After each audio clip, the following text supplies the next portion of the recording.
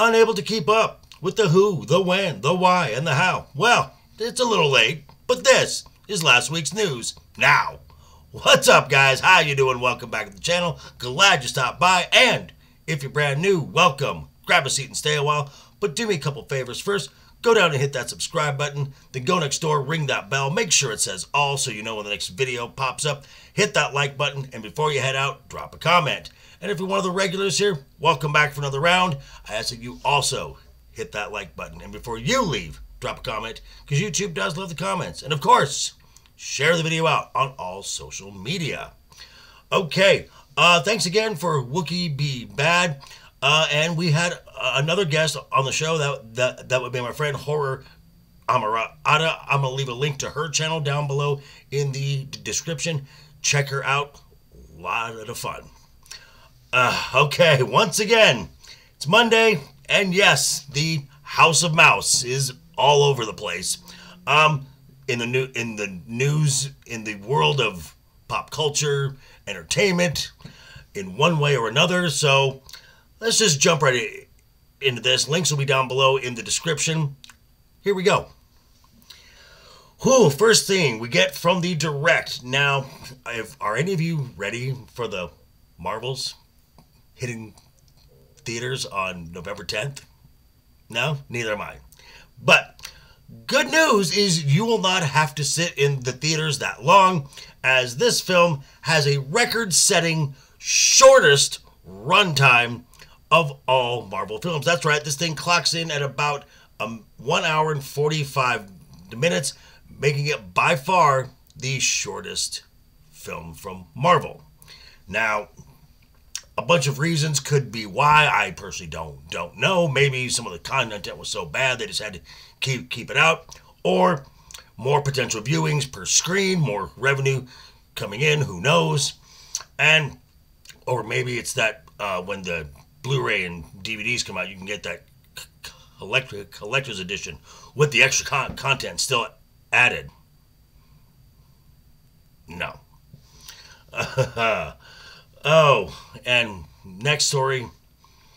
He's done it again, folks. He's done it again. That's right. Valiant Renegade, the harbinger of truth, has uncovered more gross overspending. That is Disney. This time, it is the massive box office flop that was the Little Mermaid live action. Now, the film had a gross global box office of around $569 million. So approximately about $280 million is coming back to Disney. Well, that's bad enough by itself. But now consider what they actually spent on this film. And which is, you ready, folks? Now, they had a stated budget of $250 million. Actual spend, closer to $350 million. Now, given some modest marketing, this film lost a lot of money. If they marketed this film like I think they did, around $150 to $200 million, this film easily lost in the neighborhood of $200 million. Ouch. And, oh, we're coming to deadline for this next studio. And speaking of Disney failures, Ahsoka, the finale dropped last week. And while this article, again, linked down below in the description, attempts to paint a hopeful future picture, there is something that should make the lunatics worried. And that is basically a season 2 is more of a reality in conversation. Nothing is locked yet. Uh-oh. Because we have seen where Disney and their Disney Plus shows, if they're going to get a sequel, you'll get a placard saying so-and-so will return. Or in the case of Mando, right after the season 1 finale dropped, Favreau had tweets of stuff that was coming in the next season. We've had nothing about this. Uh-oh.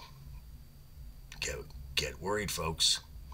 And speaking of Ahsoka, why was this show why all this talk of maybe not doing a season 2? Well, it couldn't be the Nielsen results coming in, could it? I mean, it's only been the second week where it's not in the top 10, and it's also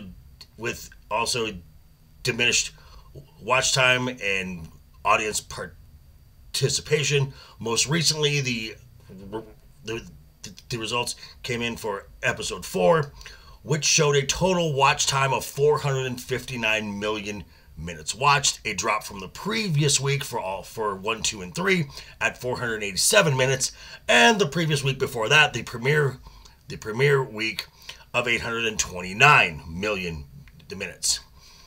The episode, a week of episode 4 finds itself found itself for the second week in a row out of the top 10 and slipping in original content top 10. As for episode 4, it was down to 7. For episode 3, it was as high as 5th, and for the premiere episode, it ranked 2nd.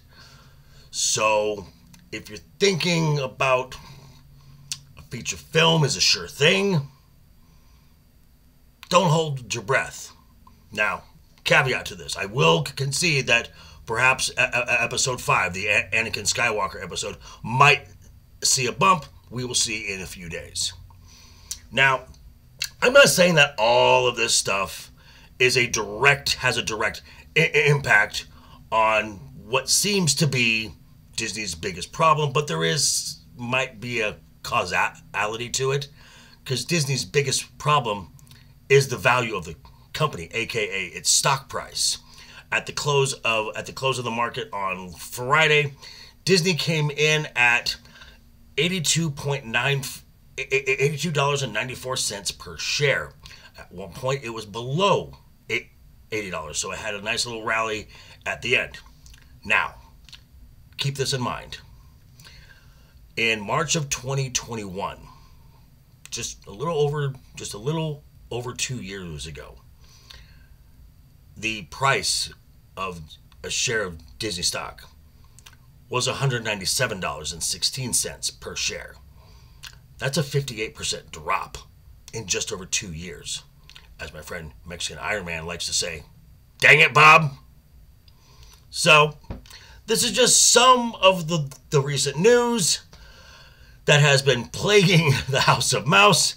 And believe me, folks, there is plenty more. But I want to hear what you have to say about these stories. Let me know down below in the comments. Check me out tonight. I will be on with Legion Talk, going back to the world of Westeros.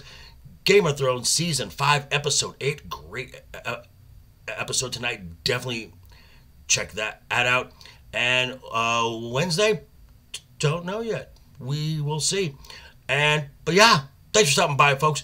Quick reminder before you head out the door, hit that subscribe button, ring that bell. If you liked the video, give it a thumbs up. If you didn't like the video, hey, thanks for sticking around this long. I appreciate that. And I will see you all very soon. Everyone, hope you had a wonderful weekend and have a great week ahead of you. And always have fun. Hashtag keep talking. And always keep that smile on your face.